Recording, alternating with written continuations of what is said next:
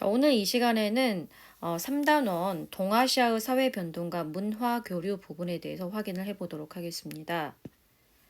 자, 동아시아의 사회 변동과 문화 교류에서 우리는 17세기 전후 동아시아의 전쟁, 그리고 교역망의 발달과 은유통, 사회 변동과 서민 문화의 발달, 이렇게 세 단원을 공부를 하게 될 텐데요. 우선 이번 주에는 17세기 전후의 동아시아의 전쟁 단원에 대해서 좀 공부를 하도록 하겠습니다.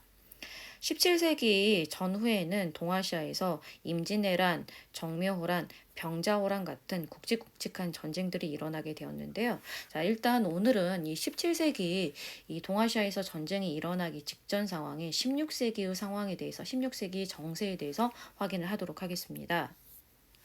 자, 17세기 전후의 동아시아 전쟁의 배경을 알기 위해서는 그 직전 시기인 16세기 이 동아시아의 정세에 대해서 우리가 확인을 할 수 있어야 되는데요. 자, 일단 이 시기 명나라, 조선, 일본의 대내외적인 정세에 대해서 확인을 하도록 하겠습니다. 자, 가장 먼저 이제 명나라에 대해서 이제 확인을 할 텐데요. 명나라는 1368년에 그러니까 14세기죠. 주원장에 의해서 건국이 되었습니다. 자, 그런데 이 명나라가 명의 건국을 살펴보기 위해서는 명 직전 시기인 몽골에 대해서 우리가 확인을 해야 하는데요. 몽골이 세운 나라가 원나라고 유목민족 최초로 중원 전체를 다 통치를 하였습니다. 자, 중원 전체를 통치하면서 농경민족인 한족과 유목민족인 이 몽골족을 비롯해서 그 통치하는 땅덩어리 영토도 넓어졌고, 그리고 다스리는 인구 역시 그 이전에 비해서 훨씬 이제 많아지게 되었는데요.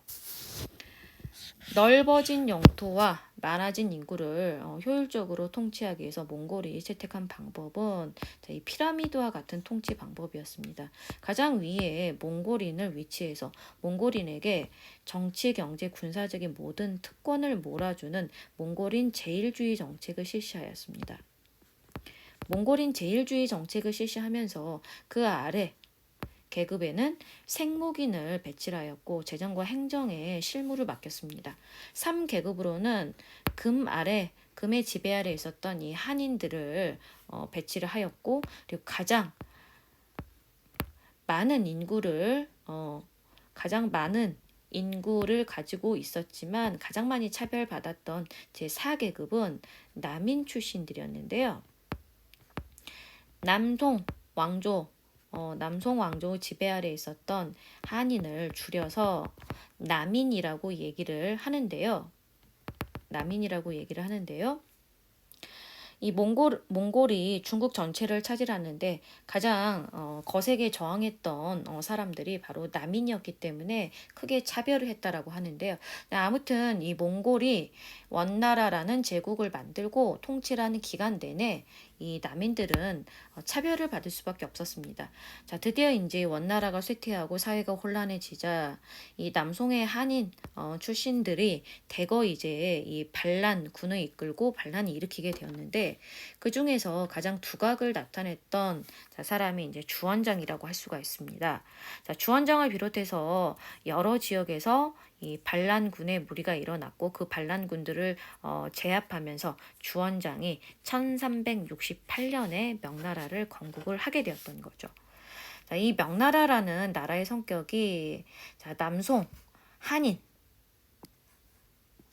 정체성이 남송 한인이다 보니까 남쪽에 기반을 두고 있었습니다. 그래서 수도를 남경에 설치를 하게 되었고, 그리고 이 시기 주원장은 몽골을 만리장성 이북으로 완전히 몰아내면서 명실상부한 이제 한족 왕조로서 부상을 하게 되었습니다. 자, 그런데 이제 주원장은 앞서 이야기했듯이 한족 농민 반란군 출신입니다.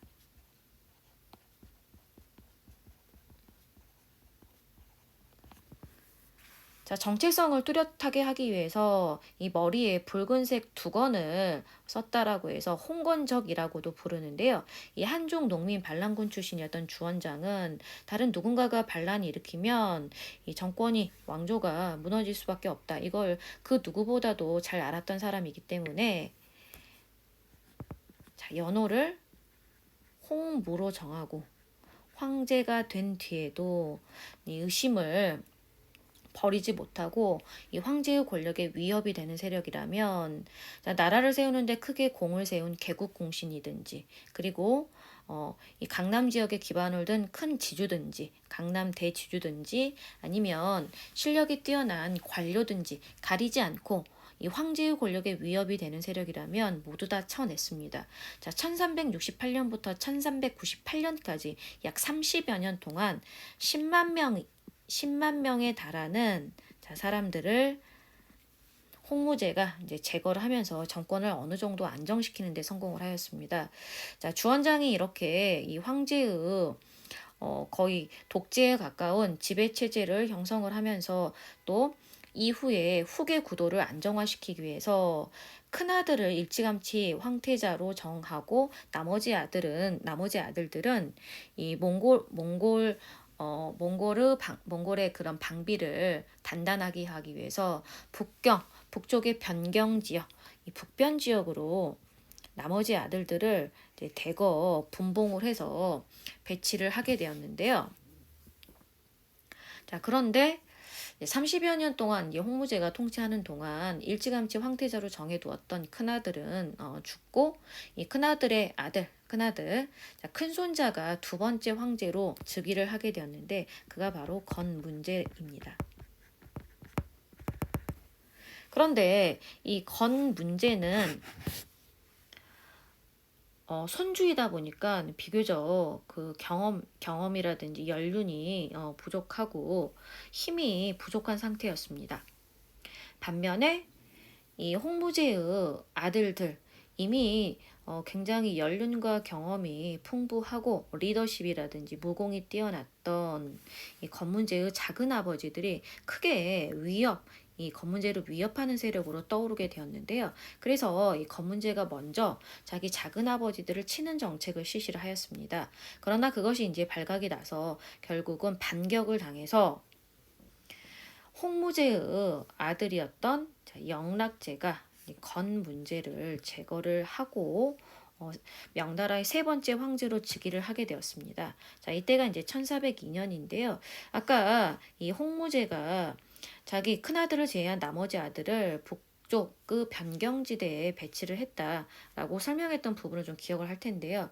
그래서 이 영락제의 근거지는 남경이 아니었습니다. 북쪽의 변경지대에 있었던 이제 그 당시 기준으로 보자면 북경 지역이 영락제의 근거지였는데요. 그래서 1402년에 즉위를 하고 나서 이 영락제는 북경에 커다란 궁궐, 자금성을 건설을 하였고 이후에 수도를 북경으로 천도를 하게 되었습니다. 자, 북경으로 천도를 하게 되면서 이제 남쪽에 기반을 두고 나라를 세운 이 명나라가 이제 명실상부한 북과 남을 아우르는 이 중원 전체를 다스리는 왕조로서 이제 부상을 하게 되었는데요. 자, 그런데 이 영락제에게는 아무래도 좀 씻을 수 없는 굉장히 아킬레스건이 하나 있었습니다. 자, 자기 조카를 제거를 하고 황제에 즉위를 했기 때문에 이 황제의 정통성이라든지 권위를 내세우는 부분이 항상 아쉬울 수밖에 없었는데요. 그런데 어느 사이인가 건문제가 죽지 않고 살아있고 이 동남아시아 곳곳 서로 돌아다니면서 이제 살아가고 있다라는 소문이 좀 들리기 시작했습니다. 자, 이런 가운데 영락제는 이 건문제를 좀 수소문하고 이 황제의 권위를 높이기 위해서 주변 국가 동남아시아 참파, 자바, 수마트라를 비롯해서 이 동남아시아 각국과 또 인도의 켈리컷 그리고 아프리카 동부해안에 걸치는 굉장히 넓은 지역에 이 명나라의 힘을 과시하고 황제의 권위를 좀 가시하고 싶어 했습니다. 그래서 1405년에 정화를 파견해서 명 중심의 조공책봉 관계를 형성을 하고자 하였습니다. 무려 이 영락제 때 6번, 그리고 이후의 황제인 정통제 때 1번 해서 무려 7차례나 지속된 이 정화의 원정으로 그 전에 조공책봉 관계의 틀 안에 매이지 않았던 30여 개 국가가 조공책봉 관계를 맺게 되었습니다. 그리고 영락제 때 일본은 헤이안 시대를 거쳐서 이제 귀족들의 힘이 강해졌다가 다시 이제 쇼군이 실질적으로 지배를 하는 12세기 가마쿠라 막부, 14세기 무로마치 막부 시기를 이제 거치게 되었는데요. 헤이안 시대의 이 중반에 당나라의 사신을 파견하고 당나라의 문물을 받아들이는 것들이 다 중단이 되었습니다. 네, 공식적인 사절단 파견이 아예 중단이 되었었는데요. 그런데 이 무로마치 막부 때 영락제의 바로 이 시기에 공식적인 무역이 재개가 되었고 일본 역시 명 중심의 조공책봉 관계의 틀 안에 들어가게 되었습니다. 자, 명나라의 공식적인 무역을 감합무역이라고 얘기를 하는데요. 명나라에서 도장을 발급을 하면 이 공식적인 이 도장을 찍은 이 문서를 가지고 교육을 하는 이 상인단만 상인단에게만 무역을 허용하는 것이 감합무역의 형태였었는데요. 자, 무로마치 막부의 쇼군이었던 3대 쇼군이었던 아시카가 요시미스 때 이제 공식적인 무역, 감합무역을 시작을 하게 되었고 이 무로마치 막부가 명나라 동남 해안에 큰 위협 세력이던 왜구를 제압하게 되면서 이 명나라가 15세기 상당히 남쪽 동남해안에서도 안정을 유지를 하게 되었습니다. 자, 이렇게 해서 15세기까지는 명 중심의 조공책봉 관계가 형성이 되면서 이 명나라의 힘, 국력을 과시할 수 있는 이제 상황이 이어지게 되었는데요. 자, 그런데 이 15세기를 넘어서 16세기가 되게 되면 이 명나라를 둘러싼 정세가 굉장히 급변하게 되었습니다. 자, 16세기의 상황을 조금 살펴보도록 하겠습니다. 자, 16세기에는 환관들이 좀 득세를 하게 되면서 정치가 부패해지고 그리고 정치가 부패해지면서 함께 어울려서 이 관리들의 무능한 관리가 판을 치게 되고 그리고 정치 부패가 이제 심화되게 되었는데요. 자, 이런 가운데 이갑제, 조세징수와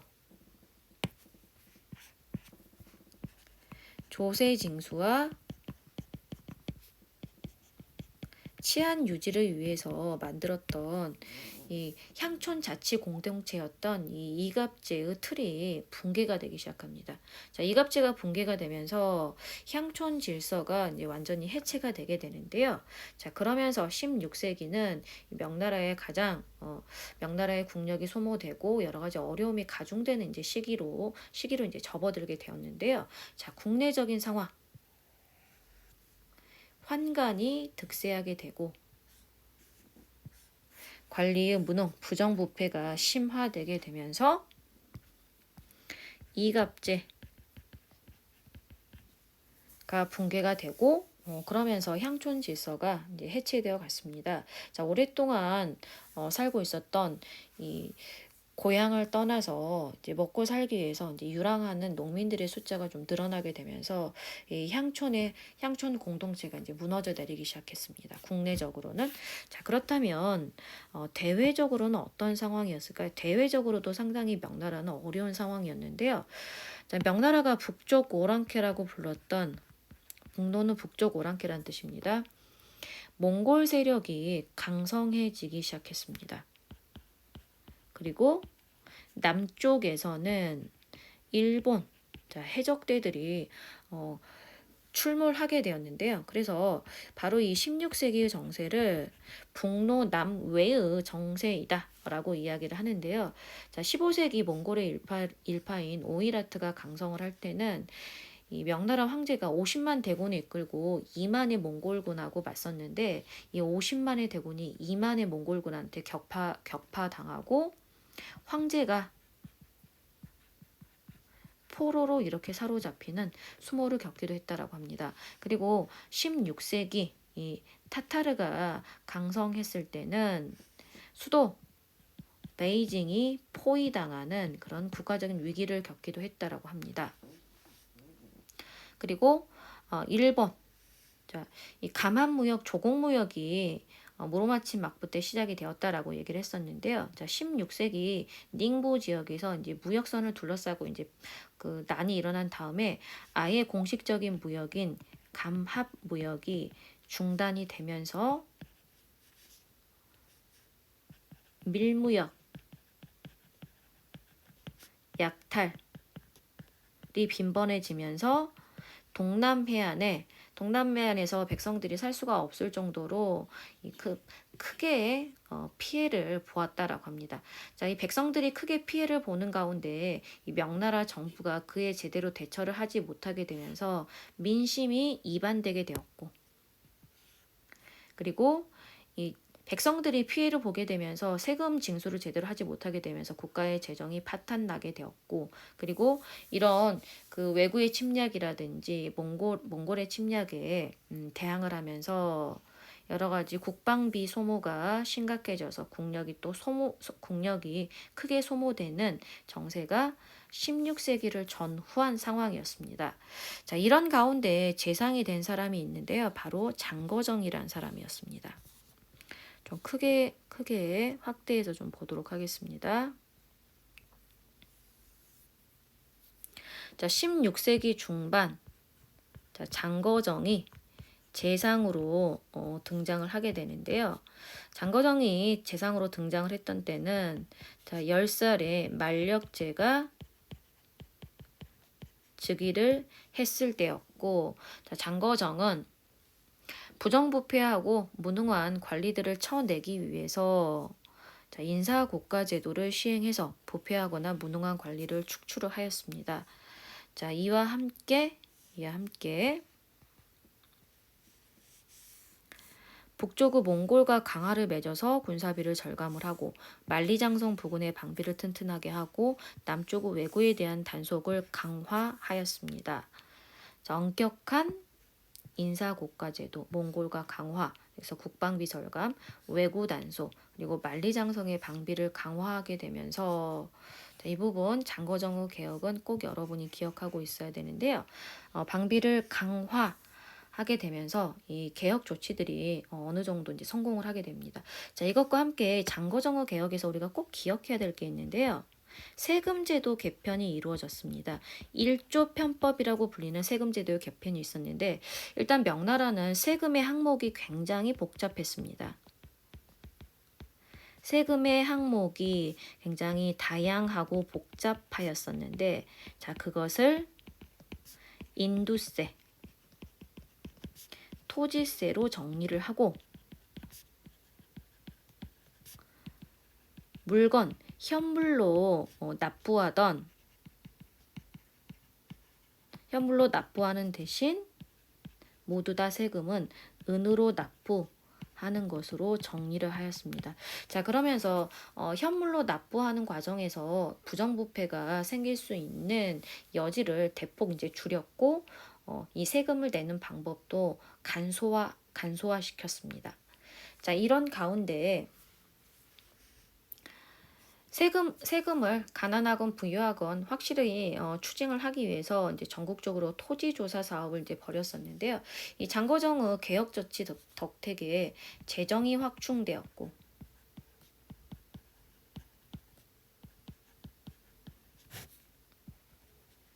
정치 기강이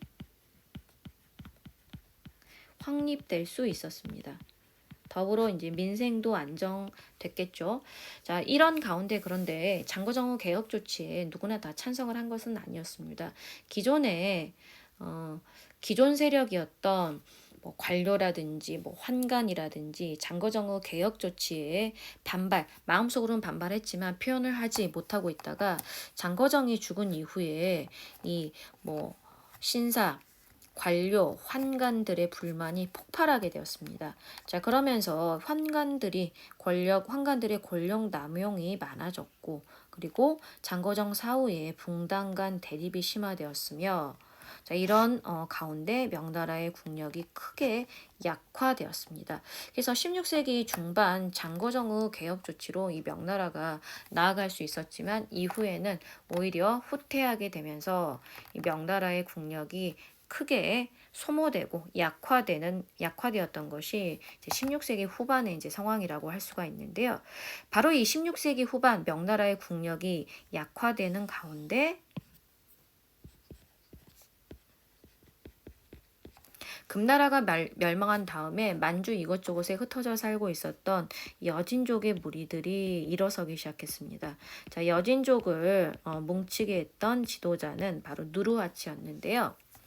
모피라든지 진주, 인삼, 자, 이런 특산물의 유통을 독점하게 되면서 이 누르하치가 급 부상을 하게 되었습니다. 자, 한편 16세기를 둘러싼 조선의 상황에 대해서 좀 살펴보도록 하겠습니다. 먼저 정치 세력부터 좀 확인을 하도록 하겠습니다. 조선은 고려 말에 이 권문세족의 부정과 부패를 비판하면서 등장한 나라입니다. 이성계와 신진사대부들이 조선이란 나라를 이제 건국을 하게 되었는데요. 이 신진사대부들은 크게 이제 두 개로 나눠지게 되죠. 고려 말 권문세족의 부정부패를 비판했지만 고려 왕조에 대해서 끝까지 충성을 바치고자 했던 세력들은 온건신진사대부, 그리고 조선 건국에 참여를 하고자 했던 사람들은 급진신진사대부라고 할 수가 있는데, 온건신진사대부들은 지방에 가서, 지방은 이제 향촌이라고도 할 수가 있는데요. 자, 후학을 양성하고 학문 연구 그리고 학문 연구와 교육에 이제 집중을 하면서 온건 신진사대부들은 그대로 이제 그 면면이 이어져 갔고요. 급진 신진사대부들은 조선 건국에 참여를 했기 때문에 이제 중앙 정부에 머무르고 있었는데, 급진 신진사대부들의 후예와 세조 때 세조가 이 조카 단종을 제거하고 그 왕의 자리를 찬탈하는데 공을 세운 이 공신들을 중심으로 해서 중앙에 남아있었던 급진 신진 사대부들의 후예들, 그리고 세조 때 공신들을 중심으로 해서 훈구파, 15세기에 훈구파를 형성을 하게 되었는데요. 자, 그런데 이 훈구파들이 당연히 오랫동안 권력을 잡고 있다 보니까 한 곳에 머무르다 보면 썩게 마련이죠. 그래서 이 훈구파들이 투권을 차지하고 굉장히 이제 부정부패하게 되었는데, 이 훈구파들의 특권과 부정부패를 비판할 수 있는 사람들은 중앙 정계에는 별로 없었겠죠. 비슷한 사람들이니까. 그런데 비판할 수 있는 사람들이 있었습니다. 자, 절개를 지키고자 지방으로 내려갔던 온건 신진 사대부들의 후손들은 일단 본인들 스스로가 거리낌이 없었기 때문에 이 훈구파들의 특권과 부정부패를 계속해서 이제 공격을 했습니다. 자, 계속해서 이제 공격을 하면서 서원과 향약을 통해서 향촌 사회에 기반을 두면서 이 훈구파들을 공격을 하다가 이제 16세기 후반에 가게 되면 이제 이 권력 정계를 이제 대부분 이제 장악을 하게 되는데요. 바로 이들을 선비때라고 해서 사림이라고 얘기를 하는데, 자, 16세기 중반에 가게 되면 이제 드디어 이제 훈구파들에 의해서 여러 차례 피해를 입기도 했지만 정계를 장악하게 되고 붕당을 형성하게 되었습니다. 자, 붕당 형성까지 나아갔는데요. 그런데 이제 이후에는 이 사림 세력에서도 붕당 간 대립이 격화되고 양반 지주들의 토지 소유에 대한 그런 집착이 커지게 되면서 양반들은 점점 대지주가 되어가고 농민들은 땅을 잃고 거의 대부분 소작농으로 전락을 하게 되었습니다. 자, 그러면서 백성들의 어려움이 커졌던 시기가 바로 16세기 상황이라고 할 수가 있습니다.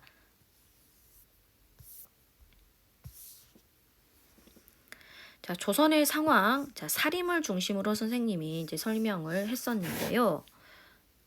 조선 사림 세력이 성장하게 되었고, 자, 사림 세력이 권력을 잡은 다음에는 사림들은 이제 공론 정치를 추구하면서 긍정적인 부분들 상당히 많이 있었죠. 자, 그런데 이제 이후에 권력을 잡으면서는 붕덩 간 대립이 나타나고 토지兼병이 심해지면서 백성들의 불만이 좀 높아지는, 자, 그 시기가 16세기 상황이었습니다. 자, 고 16세기까지 가기까지, 그런데 조선의 역사에서 좀 특이할 만한 부분이 있는데요. 조선 전에 앞시대였던 고려는 유독 전쟁이 많았습니다. 그런데 조선은 1392년에 건국된 후에 1592년 임진왜란이 일어나기 전까지 200년 동안 그다지 큰 전쟁이 벌어지지 않는 평화가 유지가 되었습니다. 자, 평화로운 상태가 유지가 됐다라는 것은 좋은 일이지만, 이 평화로운 상태가 그대로 유지가 되면서 조선의 군사제도, 군역제도에 구멍이 뻥뻥 뚫리기 시작했습니다.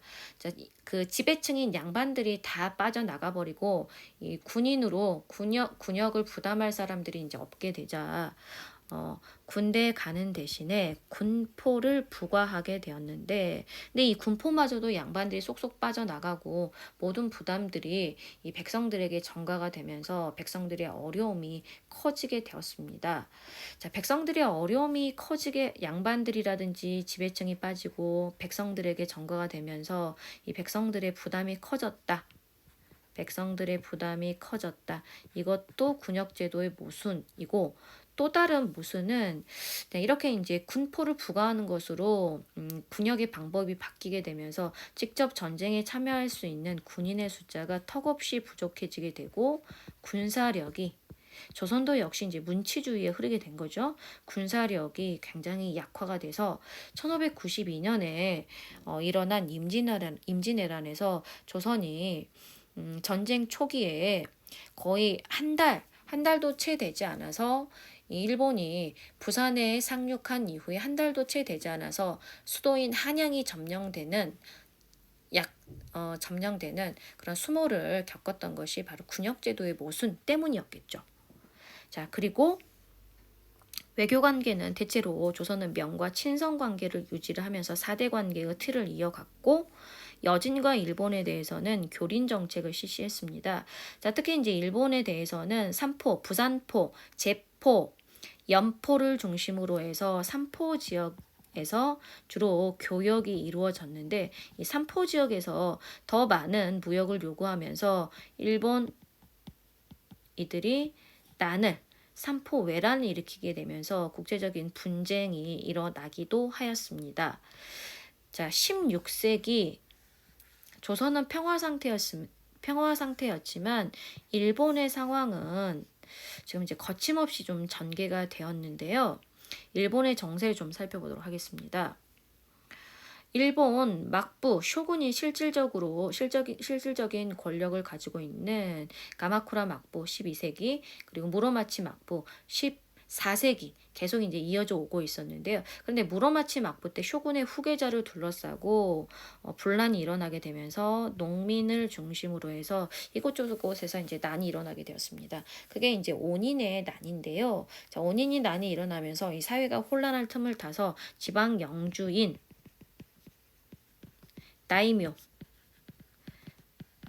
다이묘들이, 자, 여기저기서 이제 일어나게 되었는데요. 이때를 이제 전쟁의 시대라고 해서 전국 시대라고도 이야기를 하지만, 이제 일본 말로는 센코쿠 시대라고 얘기를 하는데, 이 전쟁의 시대 센코쿠 시대가 이제 전개가 되었습니다. 무려 그런데 센코쿠 시대는 100여 년간 지속이 되었습니다. 100여 년간 지속된 이 센코쿠 시기에 백성들이라든지 어려움이 컸겠죠. 자, 이 시기에 걸출한 이제 그 지도자 영웅이 등장을 하게 되는데요. 포르투갈에서 건너온 조총을 활용해서 이 전쟁에서 이제 써먹어서 통일의 기초를 마련한 사람이 있습니다. 오다 노부나가라는 사람인데요. 자, 머리도 똑똑하고 배짱도 두둑하고 이 센코쿠 시대를 통일할 제목이었지만, 오다 노부나가는 통일의 주역이 되지 못했습니다. 자, 스스로 이제 그 부하의 술수에 이제 넘어가서 적들의 이제 포위당한 상태에서 이제 자결을 하게 되었는데요. 그래서 오다 노부나가에 이어서 센코쿠 시대를 통일한 사람은 노요토미 히데요시였습니다. 노요토미 히데요시가 센코쿠 시대를 통일하면서 이제 통일의 이제 주역이 되었는데요.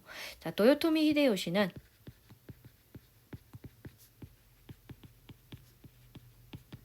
자, 국내에서 토지조사 사업, 도량형 통일 같은 정책을 실시를 하였고, 그리고 이 센코쿠 시대 이후에 이 전쟁